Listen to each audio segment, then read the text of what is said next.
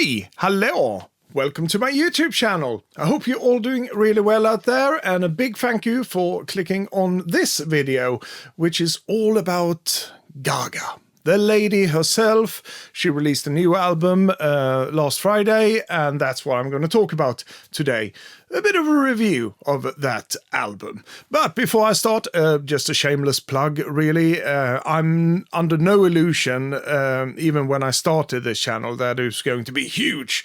It was just my passion of talking about music, and I was thinking, hopefully I can get some like-minded people along with me on this journey, really. And that's really what it's all about. And I have nearly 200 subscribers now, and that's might not seem huge or anything like that, but to me it is huge because I never really expected it. So I want to say a big thank you to all of you who are subscribing to my channel, and to you as well who gives me the odd thumbs up and the comments here and there. I really appreciate it. It's a driving force for me, something that really motivates me to keep on going. So yeah, the shameless plug. If you really like what I'm doing here, please consider just doing that. Subscribe. I would like to have more like-minded people along with me on this journey. Or, hey, at least give me a thumbs up or a thumbs down if you don't like it. Why not? I'm just after your honest opinion.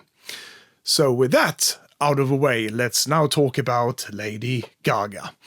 And just a short story here.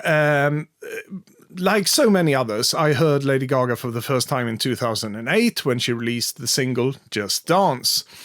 And to be honest, I wasn't too impressed of that one. I thought it was an okay song. It was played everywhere. We saw the video on Swedish TV at the time, or was it MTV at the time? I don't know. Was even MTV a music channel then in 2008? I don't know. But anyhow, I wasn't really impressed. There were so many songs, electropop songs that were released at that time. So she was just one of many, really, in my eyes. And then Poker Face came along, and I thought that was a bit better than the first one, but I never really invested any time in listening to any more of Lady Gaga. And when I say more, I'm referring to this album behind me, The Fame, which was her debut album that came out that year. It wasn't until the year after, and I believe it was the year after, when Bad Romance was released. And that is a banger of a song. It's such a great composition, and I got hooked straight away. I was sold.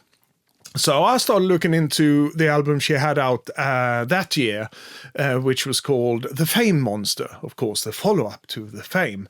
And I started listening to that one, and I really, really liked it. So that's probably where my journey with Lady Gaga began. And then after the fact, I started listening to The Fame because I got interested. And yeah, there was some really good tracks on that album. So I took back everything that I thought and said about Lady Gaga. Because, you know, at the time when I heard Just Dance, I thought to myself, and I clearly remember this, that I thought, well, this Lady Gaga, she will last for a year, 2 years at the most, then she will be gone, because there were so many artists coming out at the time with similar electropop themes or songs. So, yeah, no, it was just a music climate at that time. And that's exactly what I thought. So I'd take all that back, and then eventually, was it in 2010 or 2011, when this one came out, Born This Way. And that's probably where my love for Lady Gaga was cemented, really. It's such a great album, got loads of great singles released from that one, and yeah, I was sold. Then we had to wait, was it 3 years in 2016 when this one came out, Art Pop.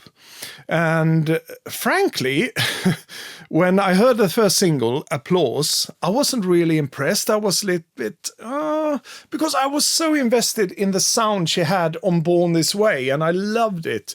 And of course on The Fame Monster as well. But this was a bit of a deviation, not a huge leap or anything like that, but a bit of a deviation. But of course, I listened to the album and it grew on me. And today I can proudly say that this is one of my favorite albums from Lady Gaga.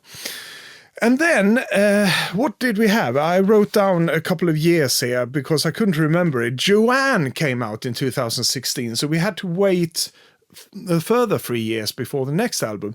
And that was also a deviation from what Lady Gaga did on art pop, because this time around it was more low-key Gaga we were talking about. But what a beautiful album. I wasn't hesitant at all. It was more like, okay, I learned my lesson from art pop that she could change when we least expect it, and that's what she did. So I was prepared this time around, and it's a great album, of course, and I think a lot of Gaga fans would agree with me that some of her most beautiful songs are on the Joanne album. So certainly her most beautiful ballads are on that one, in my opinion at least, but I think a lot of people would agree with me. But then we had to wait until 2020, that horrible year when the whole world seemed to shut down because of the pandemic. And here in the UK, we had the lockdown, and I'm sure you had that in many other countries. But the saving grace that year was... Here we go. Here it is. I thought I lost it. This one, Chromatica, came out, Lady Gaga's next album, and she was back in her old pop form, electro-pop form, with this Chromatic album. And that was a lifesaver for me, at least, during that period, music-wise. This one and Dua Lipa's Future Nostalgia, because I discovered Dua Lipa at that time with Future Nostalgia. But this was one of them as well, Chromatica, and what a great album. Yeah, and it looks a bit weird because it came in this transparent cover with some of the lyrics inside on, I think it was called like a milky clear vinyl or something like that. But I could be wrong. It's not really clear, is it? But yeah, great album. Like I said, she was back with her electropop kind of thing going on. But then she went into some acting after this, and she did some soundtracks, and she did a couple of albums with Tony Bennett, which are all good because she's got a great voice, and I liked listening to those ones. But something in me were looking for that pop Gaga again. I was yearning for it, but we had to wait until last year. Actually, late last year, when all of a sudden she dropped the first single from this new album, and that single was called Disease. A great electropop song, a slow churner, but still danceable in a way, a very dark themed pop song, really, and I was really excited because I knew, okay, here comes the album any minute now, because she's been teasing this album all through 2024. And now, just recently, before the album dropped on us here, we got the second single from this album, even better, Abracadabra. I was blown away. It's such a great song. And so, last Friday, this one dropped on us, and I was like, yes! Pop Gaga is back. It's time to dance. It's time to go crazy. And I was in for a surprise. Yes, because I was expecting it to sound more or less like the first two singles. And the first two singles, both Disease and Abracadabra, it flirts with her previous records in her discography, really. So I was like, yeah, she's back. She's gonna do something as an homage to Chromatica, Born This Way. It's just gonna be a mayhem of all of these different albums. But yeah, it wasn't really like that. It kicks off that way with some really good electro pop. The whole album starts out with Disease, the first single that she released as a teaser for this album, and that is a great electro pop song. Like I said, a bit slow because it doesn't, the BPM is not that high on it, but still you get the urge to dance to it. It's very raw, gritty, and very dark. It's got a very haunting melody to it as well, and great lyrics. I love that song, so a great opener. And we don't get to catch our breath really, because the next track is Abracadabra. She puts a spell on us, and the only thing we can do is really dance, and that's what it's designed to do. So yeah, a great one. I wrote here in my notes, because I have a paper here where I put some notes on each and every song, and I wrote on that one, tight beats and a killer bass line. Yeah, the bass line on Abracadabra is really good, and the compression on those drums are crazy good. That is. And like I said, haunting melody as well in this one, along with haunting vocals, because she is putting a spell on us. And yeah, as I said, the only thing we can do is dance. It's all we can do. Yeah, really good opening to the album, and it doesn't slow down for the third track either. That's Garden of Eden. It's more synth pop kind of thing going on, so we are flung back to the 80s all of a sudden, and she screams to the DJ, "Turn on the lights, put the spotlight on me in my 9-inch or 10-inch heels," or whatever she sings in that one. It's a great song that just demands us to dance, really. But then we go into another track called Perfect Celebrity, and I think this one, and I'm going to interpret some of the lyrics here. I'm not going to dwell very deep into each and every track. I'm just going to put my spontaneous thoughts into each and every track. And my interpretation is, of course, mine. You might listen to this one and say, well, I didn't get that. This is my interpretation. And that's exactly what it is. And that's the beauty of music, art, whatever, that we have our own interpretation of what we see and what we hear. Yeah, just want to get it out there.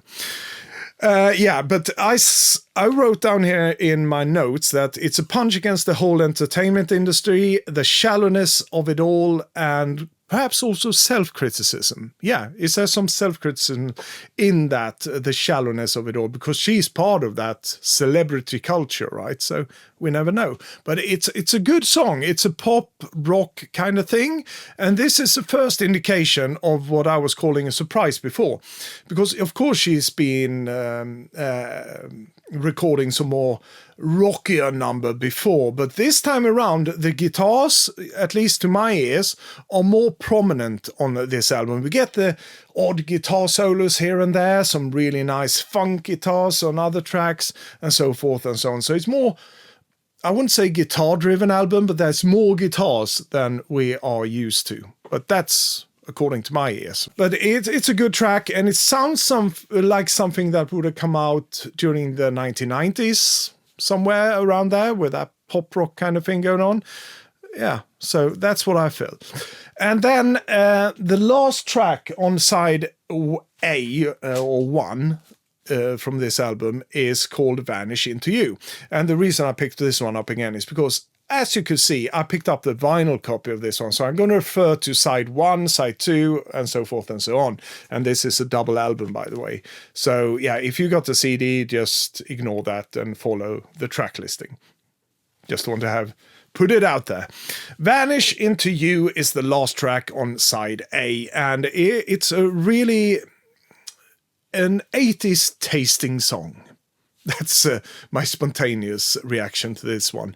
Perhaps something like, Missing Persons, if you're familiar with that band. If you're not, it was a pop rock band, we could tell, or new wave band from California back in the 80s that had some really good songs as well. So that's what came to my mind when I was listening to this one. Missing Persons, it sounds something like that. Great hooky refrain and some really nice guitars once again on this one. And I think we can summarize this one with 2 become 1, because I want to vanish into you. If I could do that, if I could melt into you and we could both be one unit, so to speak. Yeah. Beautiful song. I really like it. So really strong opening to this album. That was side A, if you're listening to the vinyl, that is. Then we flip it over and we got the next song, Killer. And this is a killer of a song. Pun intended, of course. This is featuring, and I'm going to butcher this one, Gesaffelstein? whew, it's not his real name. I'm going to mention him a bit later here as well, but he's a French producer and a DJ that worked with many other artists throughout the years. But yeah, so this is Killer featuring this guy, Gesaffelstein, and once again, pardon my pronunciation there, all Germans listening. I wrote down here, it's a funky number with a distorted synth and equally funky guitars to match. And yeah, it's certainly a mismatch of everything. Not a mismatch, mishmatch. Is that what it's called? That's your Swinglish for today from me. Yeah, so, but I really like that. It's got that driving synth line all through it. I wouldn't really call it a pure bass synth, but it's what I thought of immediately when I heard it. It sounds something that's akin to what DAF did back in the 80s, or Deutsche Amerikanische Freundschaft. Those, I think it was Korg synthesizers, monophonic synthesizers, when they played them, and I think they cracked up the portamento or something. They always sounded like they were going to break, and that's exactly what this synth sounds like in this song, and I love it.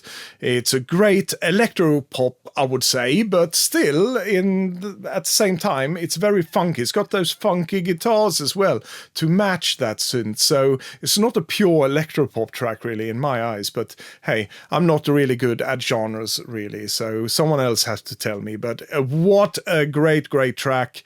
And I also wrote down here the synth solo, it's to die for. And it really is. It's got a great synth solo, this one. So this harkens back both to the 70s and 80s, right? And they invented something with that. So they took some influences from the 70s, some from the 80s, and they came up with this killer of a track.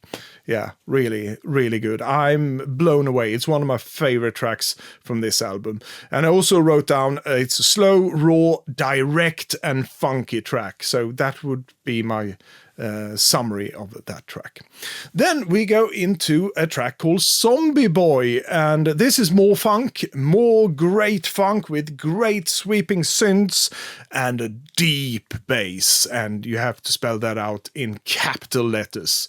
Deep bass, really deep bass on this one. I love it. And some fluffy guitars to go with that one, as the cherry on the top, really. And I also wrote down here 80s new wave a la Blondie, party until you feel like a zombie. That's nearly poetic, isn't it? Yeah, but that's what I wrote down, and I think that summarizes really well. It sounds like a Blondie song that they just twisted in the right way, so to speak, and just, yeah. Such a good one. And I also read, because I was reading up on some information on the producers on this album, and I came across this information, that according to Gaga, this one is a tribute to her friend Rick Genest, who sadly passed away in 2018. But he had the nickname Zombie Boy, so this is all for Rick, this one. And what a great song. What a tribute to this Rick Genest. And then we have Love Drug next on this album. And it's a rocker track. It's the first proper rock track, really, in my opinion, on this one. Some great guitar playing on this one, some fluffy 80s synths. So we're back to the 80s, and that's going to be a thread throughout this album. We come back a lot to the 80s new wave, or pop rock, or even just rock, really. There's some heavy 80s influences here. And of course, you could say that about all of her records, nearly all of them. There are 80s influences. She grew up with that kind of music, but this is still different in a way. But I'll save that for my summary. Right. Let's just move on. Great track, Love Drug. And then we have How Bad Do You Want Me?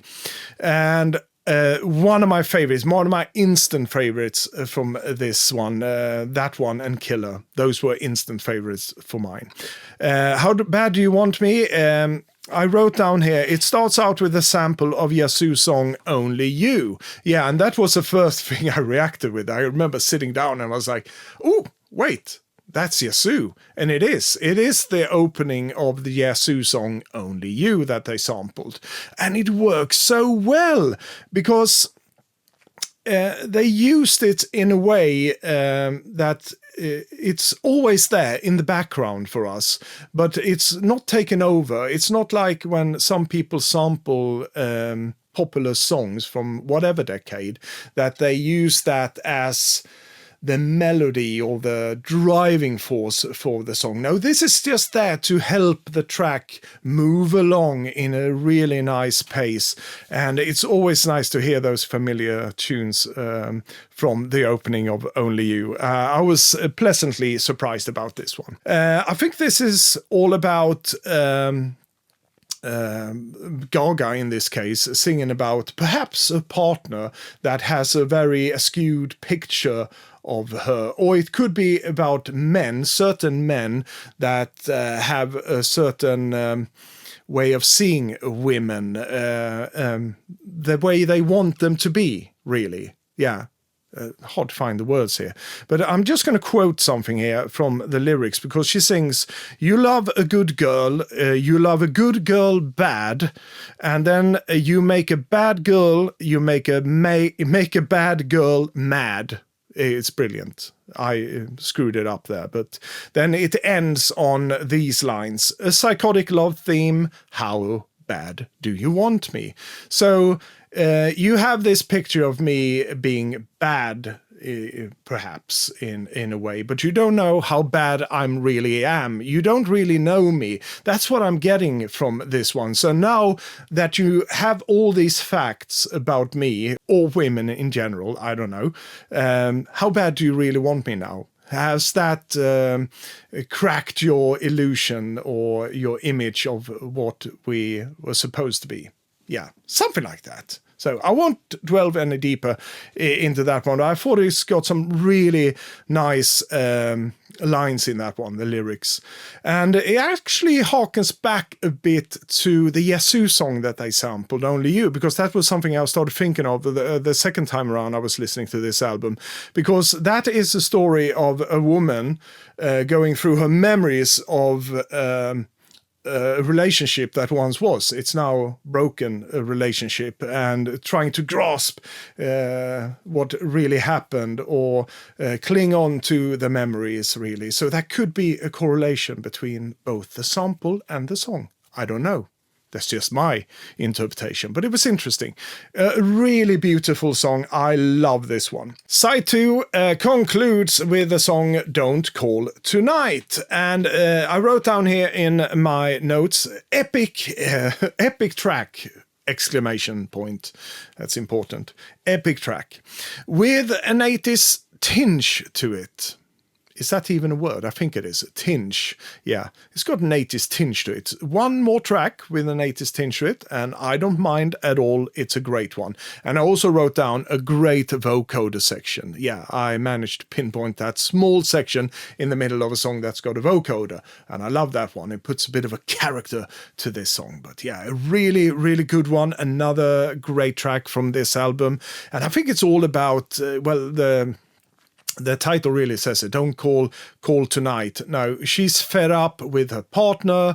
Perhaps he only wants sex, and she's fed up with that. It's just going to lead to some carnal pleasure for the moment, but she wants something more steady, a real relationship with some perhaps commitments, who knows.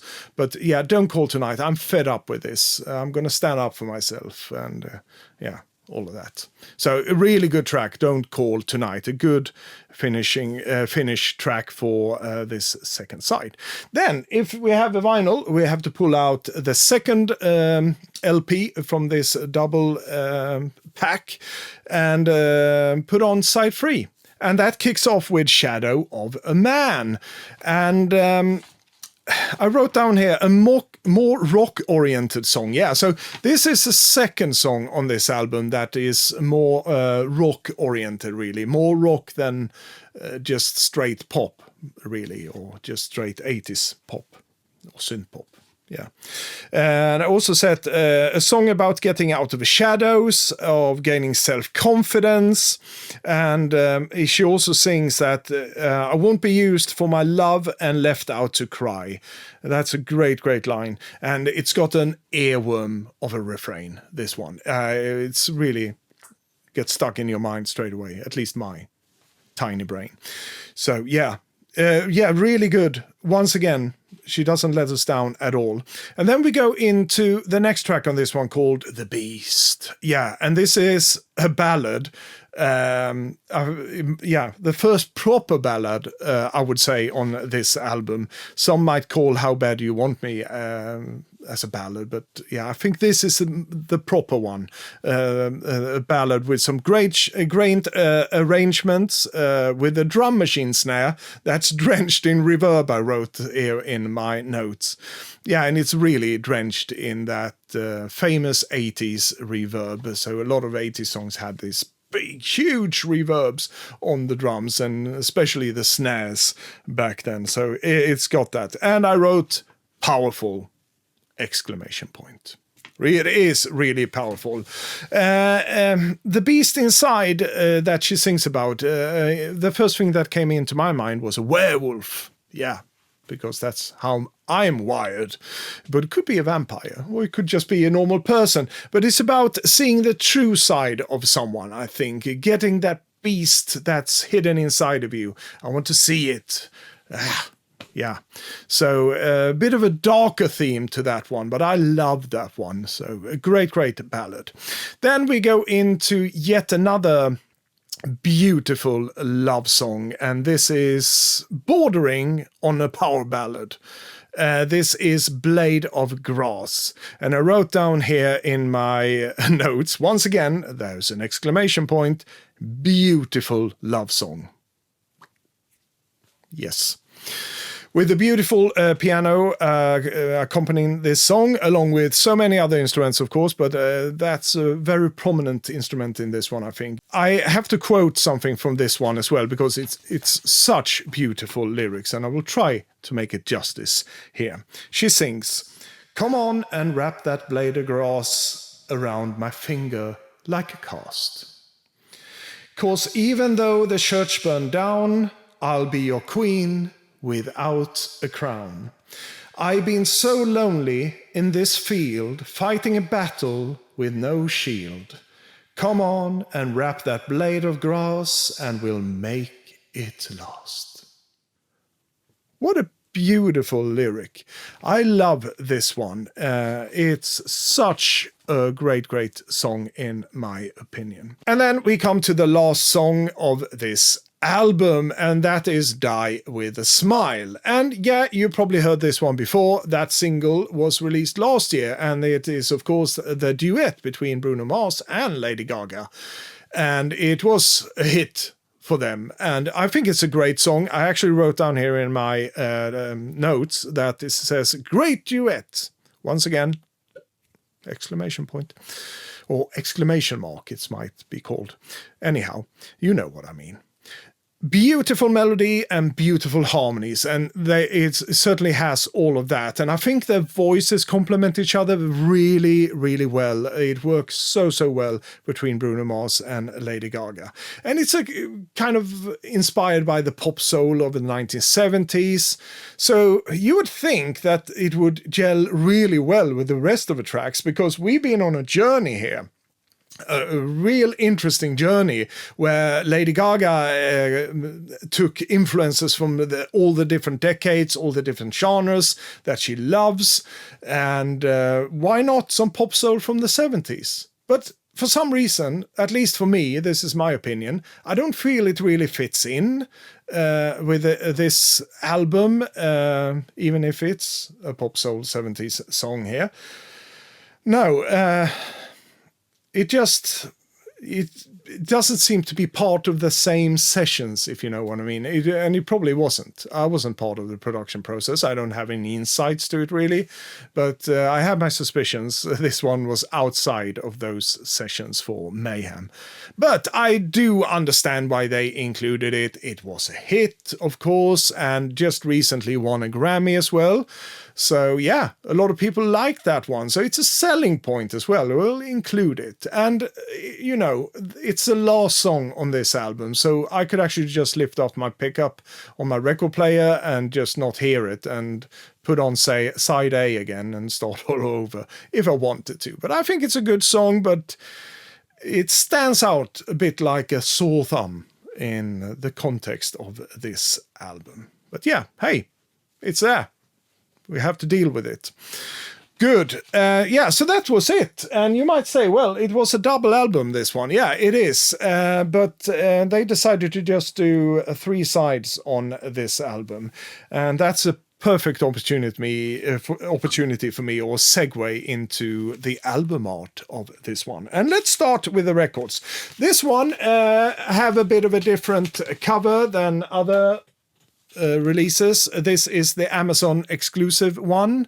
I pre-ordered mine from Amazon, so it happened to be this one. But of course, there is the standard cover, but then you also have store exclusive covers. You have a Zoetrope vinyl, you got a picture disc vinyl, then you got all the cassettes and all the CDs with different covers, all the LPs with different colored vinyls and so forth and so on. There's so many of them. I think I stopped counting at 10. But there's even more than that now, I'm sure. But yeah, this is just one of them, like I said, with a different artwork on this Amazon exclusive. She might be that witch or whatever it might be from Abracadabra, putting a spell on us. That's at least my impression of it. And yeah, the vinyl that I was talking about. On this specific one, it's a beautiful white, opaque vinyl record that we get in this one. Actually, 2 of them. So the second one here, as I said, there's only 3 sides to it. So it looks like this. That's a playable side. And then we turn it over and hopefully the camera can pick it up. But there we go. There's some etching going on this one. Beautiful Mayhem logo there with a Gaga in the mid-center label there. Yeah, really, really nice, I think. So if you ever get this album, or you already got it, and you stopped listening to side 3, don't flip it over and put down the needle on this side, because I think it's going to destroy it, to be honest. So yeah. But beautiful, beautiful design on that one. And also, while we're talking about the design here, we already looked at that one. The back of it's got this illusion of like, we could open this one, but no, it's just an illusion. But it's a really good illusion because it looks like we could fold it up and there would be some surprise inside. But being a double album, of course, it's a gatefold, so we can open it up in another way. So here we go.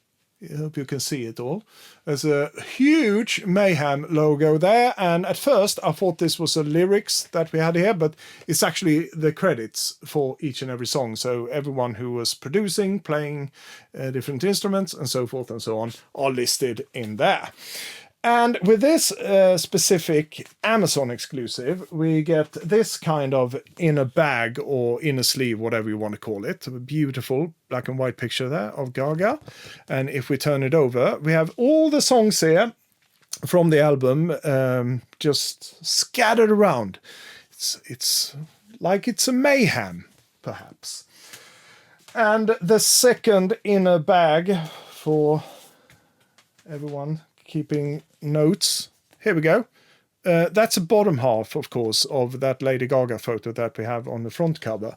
And then on this other side, we have Gaga. Just plain and simple Gaga. And all of these inner sleeves do differ from the different variants that I was talking about before. So if you're curious, you can always go online and look at them. And I also want to say another thing when it comes to the different variants that we can get. And it's also going to connect with the last song on this album, Die With A Smile, that I was talking about.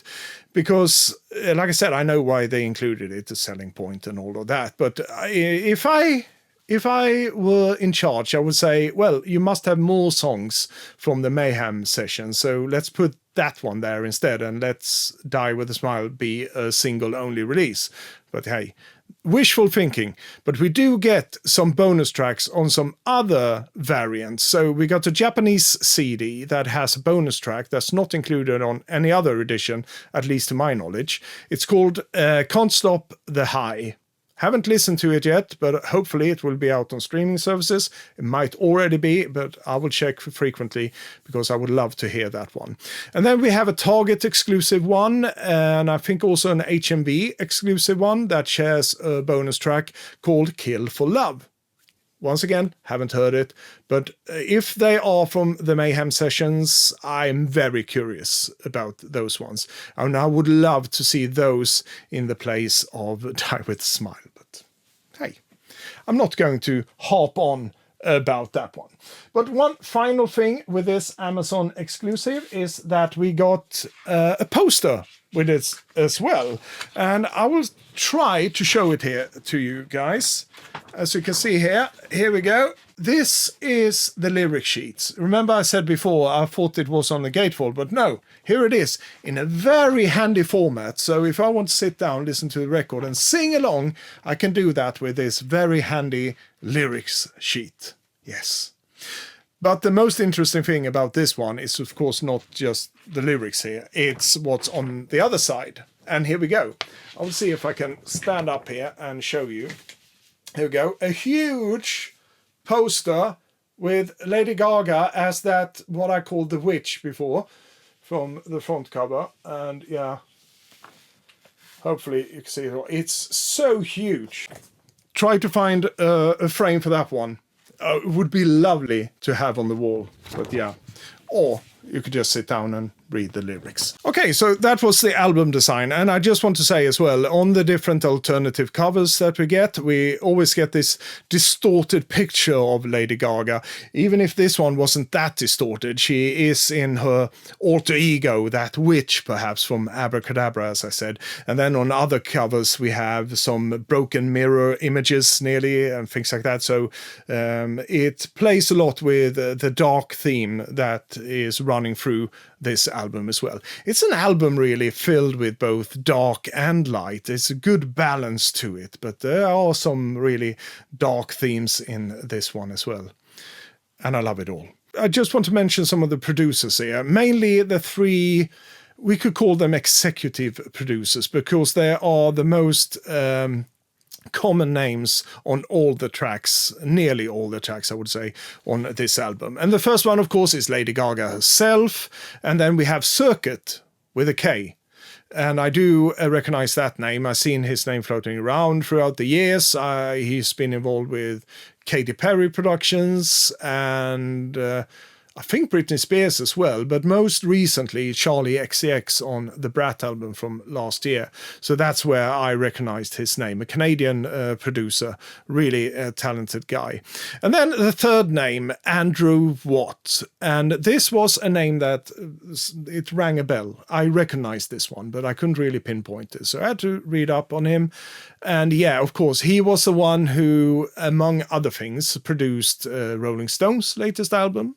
Hackney Diamonds, I think it was called. And Lady Gaga did a guest performance on one of those songs on that album. So yeah, that goes back to that. But he produced so many other artists. Among them, we have Iggy Pop, Ozzy Osbourne, and I think Pearl Jam as well. Yeah, and the list goes on and on and on, of course. He's been involved in so many things. He played guitars on others' albums throughout the years as well. He's got his own band, which I should have written down. I think it was called Breed something, or was it just Breed? Anyhow, really talented guy, I have to say. And he proves it on this one.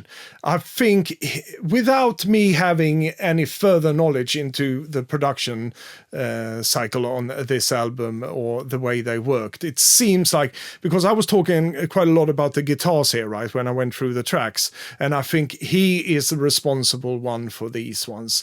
He wanted to up the sound a bit for Lady Gaga with including a lot of different guitars and guitar solos and all of that. So yeah, we have him to thank for what was a surprise for me when I put this on, because like I said in the beginning, I thought this was going to be a pure electro pop album, you know, the standard affair, but he put a twist to it all, and what a twist it was. I love this one, if you haven't already noticed it. Hey, Tobias here from the editing phase of this video.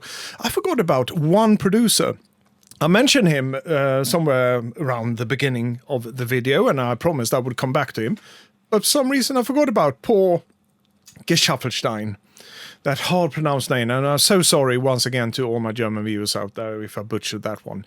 He's actually not German, even if it has a German-sounding name. He's a French DJ and producer, and his real name is Mike Levi, or Levy. I'm going to butcher French here as well. Yeah, I'm so sorry for all my French viewers as well, if I have any of you here. Anyhow, I want to mention him because he was instrumental in some other tracks here, apart from Killer, which I already talked about in length. But he also was involved in Garden of Eden, Blade of Grass, that nearly the power ballad, wonderful track. And yeah, like I said, Killer as well.